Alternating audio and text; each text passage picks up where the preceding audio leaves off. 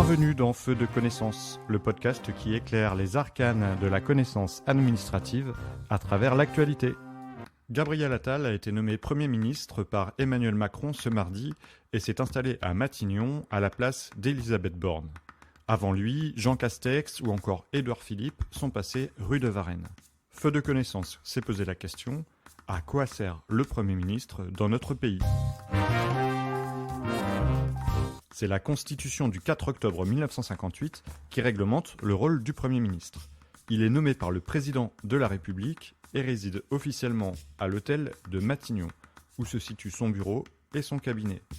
Au titre de chef du gouvernement, il dispose de l'administration et de la force armée, et afin d'élaborer sa politique, son équipe est organisée autour de deux services essentiels, le cabinet qui est constitué d'un directeur de cabinet, d'un chef de cabinet, de conseillers et de chargés de mission, et le secrétariat général du gouvernement qui a en charge l'ordre du jour, le secrétariat du Conseil des ministres et les réunions interministérielles.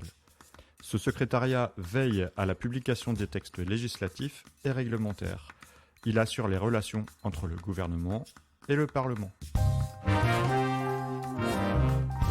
Le Premier ministre dirige l'action du gouvernement, qui est composé des ministres et des secrétaires d'État nommés par le Président de la République sur proposition du Premier ministre. L'article 20 de la Constitution précise que le gouvernement détermine et conduit la politique de la nation. Le Premier ministre doit assurer la coordination de ce gouvernement, par exemple, lorsque des ministres prennent des initiatives qui vont dans des sens opposés, il doit arbitrer. Ce n'est pas le supérieur hiérarchique des autres ministres et donc il ne peut pas leur imposer de prendre certaines décisions. En cas de faute grave, le chef du gouvernement peut proposer leur révocation au chef de l'État. Mais c'est bien le président de la République qui met fin aux fonctions d'un ministre. Le Premier ministre est également responsable de la défense nationale. Alors, trois forces constituent l'armée française, l'armée de terre, la marine nationale et l'armée de l'air et de l'espace. Au titre de l'article 21 de la Constitution, il est, avec le gouvernement, responsable devant le Parlement de la conduite de la politique de la défense. Sous réserve des dispositions de l'article 13, il exerce le pouvoir réglementaire et nomme aux emplois civils et militaires. Il est assisté dans cette mission par le SGDSN, qui est le Secrétariat général de la Défense et de la Sécurité nationale, dans l'exercice de ses responsabilités en matière de défense et de sécurité nationale. Il a un rôle de coordination interministérielle.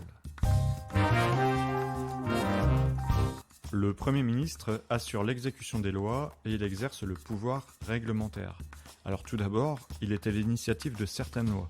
Il va choisir devant quelle assemblée déposer son projet de loi et il va décider des amendements déposés au nom du gouvernement. L'article 49.3 lui donne la possibilité, après une délibération du Conseil des ministres, d'engager la responsabilité du gouvernement sur le vote d'un projet de loi. Cette procédure a d'ailleurs été utilisée 23 fois par Elisabeth Borne et je vous conseille d'écouter mon podcast sur l'élaboration des lois pour en savoir davantage à ce sujet. Il assure donc également l'exécution des lois et il exerce le pouvoir réglementaire.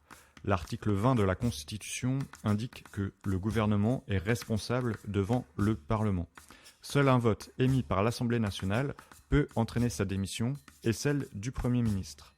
Il y a plusieurs façons de remettre en cause la responsabilité du gouvernement. La chute du gouvernement peut intervenir par exemple dès l'arrivée d'un nouveau Premier ministre, après une déclaration de politique générale devant les députés, couramment nommée question de confiance. C'est une tradition républicaine, mais pas une obligation constitutionnelle. Elisabeth Borne, par exemple, ne l'a jamais fait. Le gouvernement peut également être renversé en cas de vote d'une motion de censure par une majorité de députés, après l'activation de l'article 49.3 par exemple. Le Premier ministre peut présider le Conseil des ministres.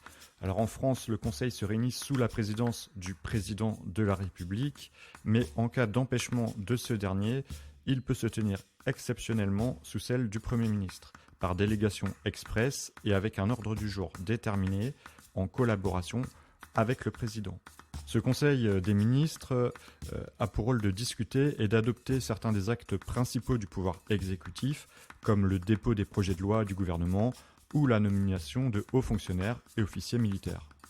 Il se tient traditionnellement le mercredi à l'Élysée. Accueilli jadis dans le salon des portraits, puis dans le salon des aides de Caen, il a lieu depuis 2017 dans le salon des ambassadeurs et plus récemment dans le salon Murat. Si ce n'est pas encore fait, je vous invite à vous abonner à l'émission pour ne manquer aucun épisode et pouvoir pleinement développer vos connaissances en lien avec l'actualité.